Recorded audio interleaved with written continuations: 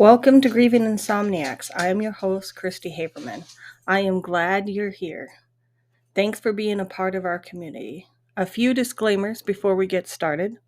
I am a licensed therapist. However, this podcast is not to be considered mental health therapy or counseling. It is for entertainment purposes only and is not associated with my counseling practice, Christy Haberman Counseling Services. Thanks for showing up. Welcome to Grieving Insomniacs. This is your host, Christy Haberman, and Kai, the wonder dog, is snoring away behind me. So if the microphone picks it up, know that that is her. I talk about this on almost every episode, so I'm sure you guys are used to it now, is that she insists on being in here when I record. So that's kind of funny. I cannot believe that it has been a year of recording podcasts. That is just amazing to me. When I started out on this journey, I was never sure that I had anything worthwhile to say. And over this last year, not only have I had something to say almost every week, I've had people actually listen to me each week. So I want to just say thank you so much to everyone that listens to me. I feel validated when I see that people are listening. I hope that you're getting something out of these podcasts. And if you're a non-griever, I hope you're starting to learn and understand how difficult this journey is for grieving moms. So when I started this podcast, it had been on my mind that I wanted to do it since Christopher died, pretty much, 2011. I was ashamed, though, that I had lost a child. It took a lot of work to get past that and to realize that I didn't do anything bad to have lost my child. There's still days that crosses my mind, but I try to think about everything that I've done in the last year, all that I've learned in the last 11 years about grief, and know that that's just a false belief put in my mind, by my own ego. So when I started the podcast, I just wanted to share my story.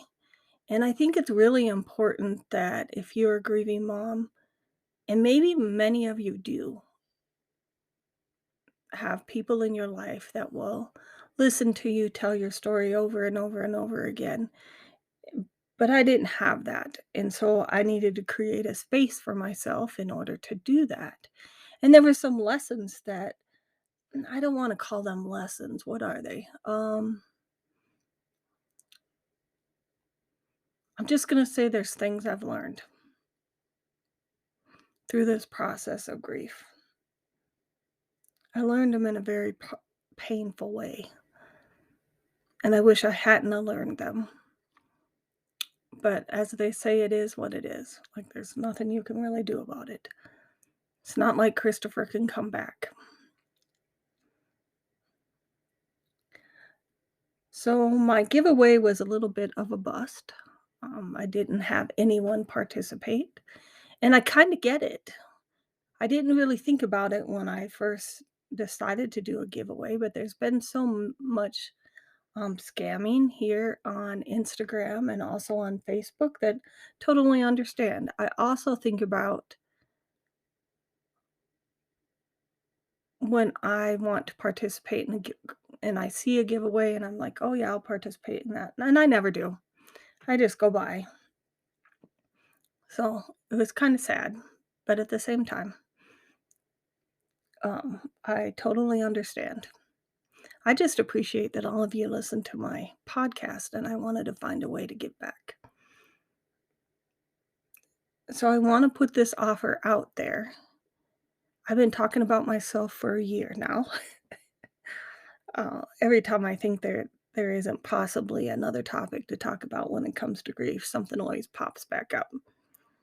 But if you are interested in coming on Grieving Insomniacs and being interviewed, you are welcome to. Just shoot me an email, grievinginsomniacs gmail.com, or DM me on Instagram, or send me a message on Facebook. I would love to have you.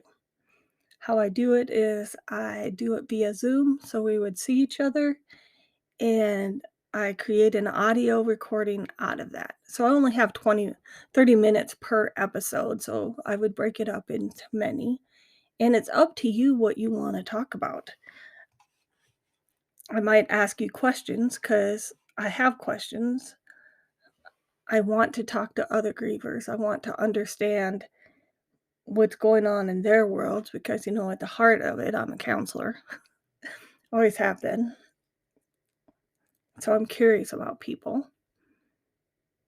And then, like I said, I'm trying to build a community where there's no judgment, where we're all accepted for who we are and how we grieve, and that's it.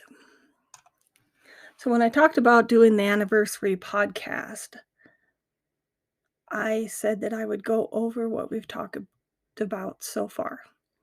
So in the beginning, I knew that if I wanted to have people respond to me in the way that I wanted to, I had to be vulnerable. And if I wanted you to tell me your stories about losing your children, I had to tell you mine. So my first 2 episodes were talking about Christopher's death, what that was like for me. I will have to say that it took me a long time to accept that it was so difficult and to accept my own behavior when I was grieving so hard. And so we talked about that. And I don't know about the rest of you, but the morning I woke up after Christopher died, I didn't know who I was. I was like, am I still a mom? I was still a mom to my youngest son, but was I still Christopher's mom? Like, that was one of the first things that popped into my head. And I haven't had anybody reach out and tell me that they've struggled with that same kind of thought process, but I know I did. So I did a podcast about that. And then I talked about grief and guilt. So for me, the guilt almost started immediately. And I don't know if this happens with everyone, but it's also one of the reasons why I do this podcast, because if you do struggle with it and you don't want to talk about it, I talk about it for you. I want to normalize us talking about it. I want to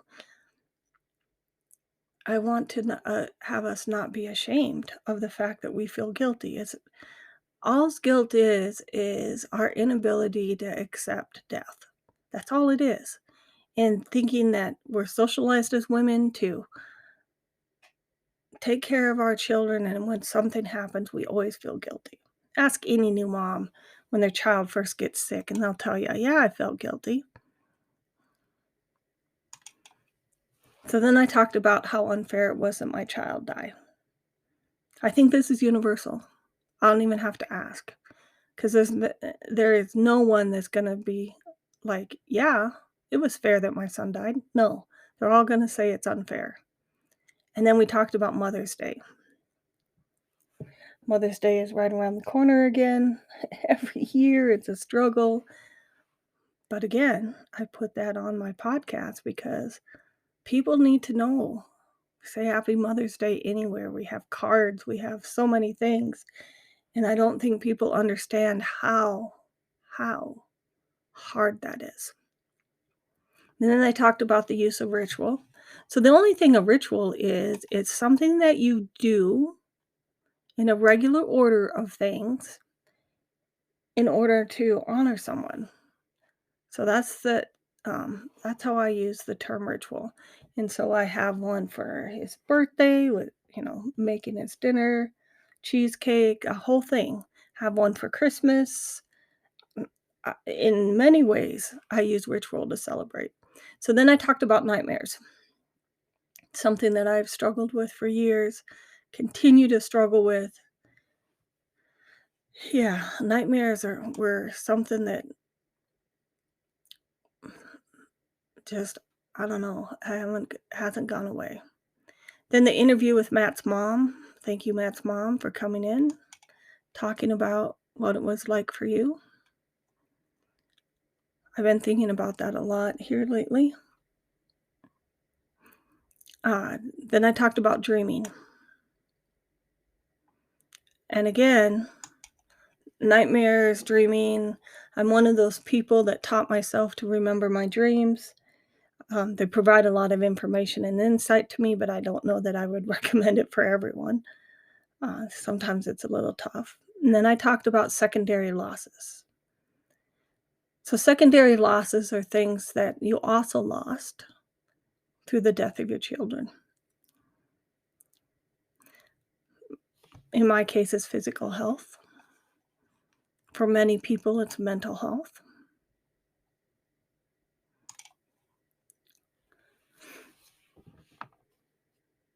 Physical health, relationships, trust in the world. Talked about all of those. And then my dog died. That was another podcast we did.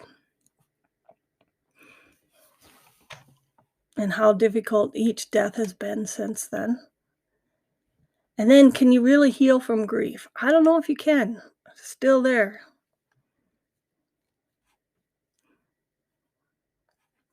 Still there. Haven't decided. And I'm not really sure I want to, because Christopher was important. He was important to me. He was important to my life. And I will always be sad. And I think it's okay to be sad.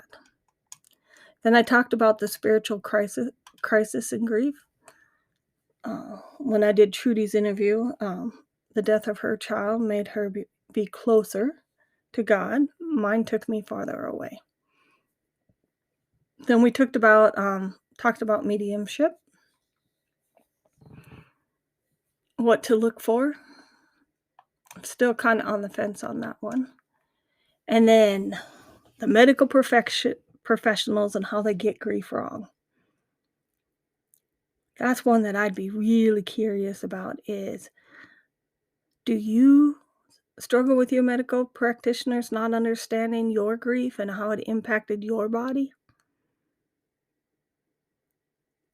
And then talking about getting rid of your children's things when you're grieving. Why is it so hard? And then we talked about Elizabeth Kubler-Ross and what the stages of grief have to do with it. I cannot emphasize this enough. I will keep repeating it until the world starts to understand. Her stages of grief were misapplied to grief. They're actually the stages of dying. She did her research on people that were leaving this earth, not on people that were grieving. Well, they were grieving because they were dying, but not in the context in which it's used today.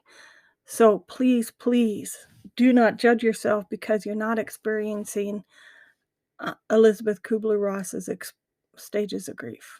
I know I didn't. It was all one ugly mess. Then I talked about grief anniversaries and how grief changed my relationships. And oh, did it. I lost a lot of friends. You know, I don't want to have friends now.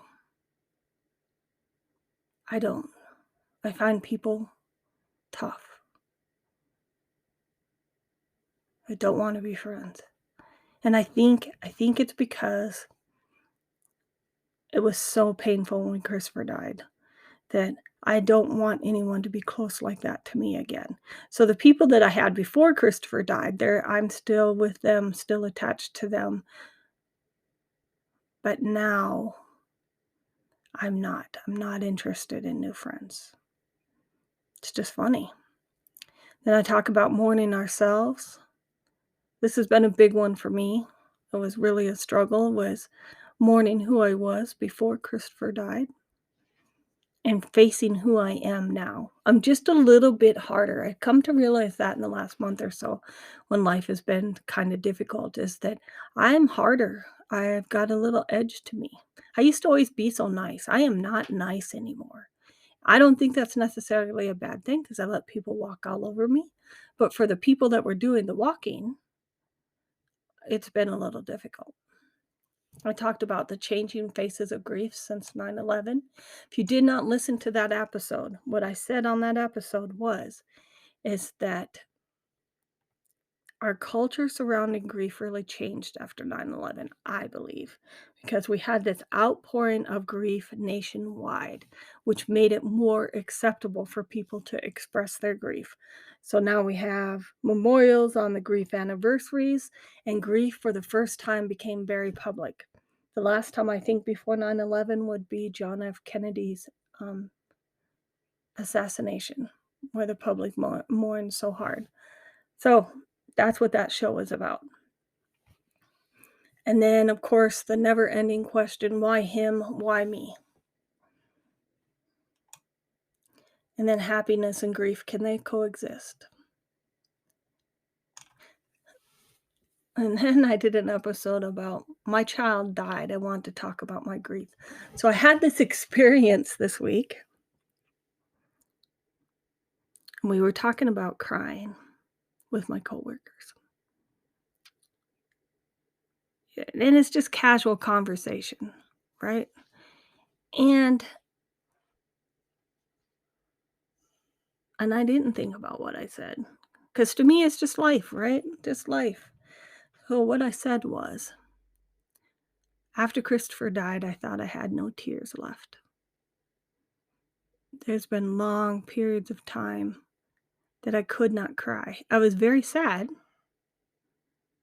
and I'd have these very sad experiences, but I couldn't cry. Just couldn't. And then I had that meltdown at work a couple of weeks ago, but anyway, I said that to these people. I said I couldn't cry after Christopher died because I cried out all my tears. I said, well, until a couple of weeks ago. I said, I just didn't think I could do it anymore. And they just looked at me like I just spoke in tongues. I'm like, why, people? Why do you find that so hard to believe? That it is so life changing and so painful that you will get to the point that you are so sad you can't cry. Why is that so hard to understand? But again, I am reminded why I do not want new friends. I just don't get it. And then I did a podcast episode about what non-grieving people can learn from us grievers. And talked about how grief destroyed my family and anxiety, how anxiety for me has just increased after child loss. And then Happy Halloween. I was only 11. And then the ugliness of death.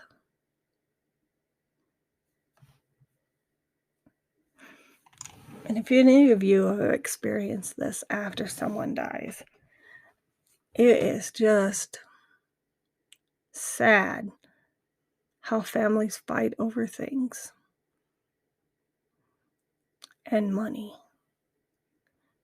And I really think that that's about people's inability to, that the material possessions represent the person to them. I mean, it's just a society we live in. And they don't want to give up the person, so they don't want to give up the things. I know that's what it was for me. I could not give up his things because I wasn't ready to give him up. Talked about the first Thanksgiving after the loss of a child, how devastating that was for me. I don't know about the rest of you. Maybe your experiences were better than mine. I hope so. I really, really hope so. And then I talked about how to get a sign from your deceased loved ones. Talked about grief recovery. And then understanding the concept of privilege. And I recorded this because I was seeing memes on Facebook. And I was hearing complaints from people about having to cook on Thanksgiving, having their children come home on Thanksgiving, having to buy presents for their children, you name it. They were complaining about it. And I was thinking to myself, what if they looked at those things as a privilege? I'm privileged to have my children come home. I am privileged to be able to buy presents for my children. I'm privileged to be able to walk this earth and still experience these things and not be a spirit. Like, that's a privilege.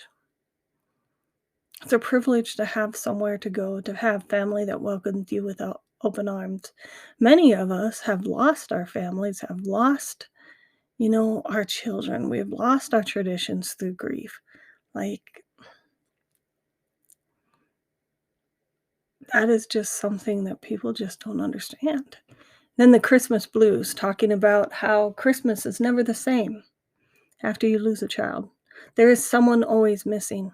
If you are a non-griever, you must understand this point, that grief coexists with any other emotion you are experiencing at the moment.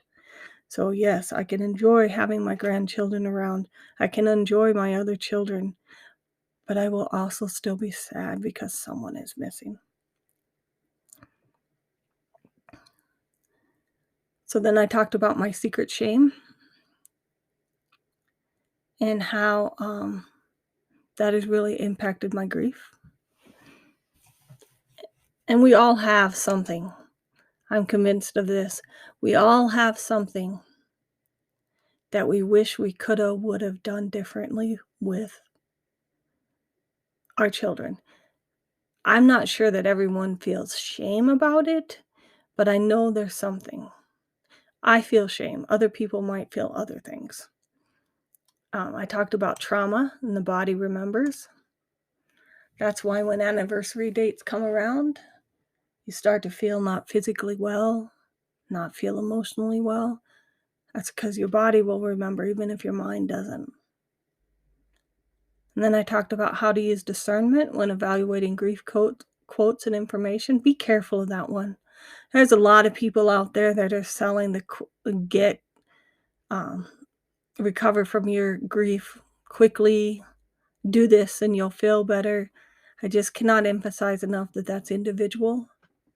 Like, so if you take those courses and take what you want out of them, but the danger is if you take that course and you still feel really awful and you thought this was going to be the thing that would fix you, that's when it becomes a problem. And then we talked about how to celebrate the new year when you're experiencing grief, because it's not good for us, because it's another year we don't have our children with us. It's just another milestone that our children aren't going to be here. And it's so tough. And then the story of Hannah and Trudy and how she experienced her grieving. Then we talked about understanding the differences between grief, depression, and post-traumatic stress disorder. That's an important one to understand, is that all people, I believe, that lost their children unexpectedly, quickly, even if it's something like cancer or an illness, you are 100% traumatized. And don't let anybody tell you different. You don't need to have a doctor put a label on it. You just have to treat yourself, read as much as you can, and understand. Grief and anger, talked about how they're so intertwined. And then coping with your grief using music. That's my personal favorite. And then I talked about death anxiety. So death anxiety is a big one. It goes along with the trauma piece, where you're always worried that someone else is going to die. Little illnesses become major illnesses. The fear just overwhelms you. So that is a synopsis of Grieving Insomniacs in the last year. I went down through the list and was like, wow, we talked about a lot of different things. But going into the new year, I would really like to do some more interviews. But I also would like to hear from you. What do you want to talk about? What are some of the things that you struggle with that I can help you with? I mean, I'm educated as a counselor. I can't do counseling on a podcast, and I'm not really in the business anymore. I got out of it when I got a full-time job. Probably because I'm just a little burnt out after all these years. It's been 22 years, I believe. And also because it's hard. So thank you for listening to Grieving Insomniacs. Thank you for the support over the last year. I saw that I had 40 subscribers on Spotify. Thank you, thank you, thank you. Like, I am just so, so grateful. So grateful to all of you that listen to me. Grateful for the opportunity to be able to do this. I don't know that I have emphasized this enough, but I really felt like when Christopher died that this was my purpose. My purpose was to go out into the world, to help people tell their stories, to tell my story, and hopefully create a community or make this world a better place where grief can be talked about, where we can have conversations with anyone and not be embarrassed or told to get over it. How many of you have been told to get over it? Or get the death stares like I got this week when I was talking about how I can't cry anymore. It's just sad. It's just sad, and it shouldn't be. And so thank you for all of you that are helping me fulfill my purpose. Thank you for listening to my stories. Kai the Wonder Dog and I are going to be signing off. And we will talk to you next week with a brand new season. Thanks for listening.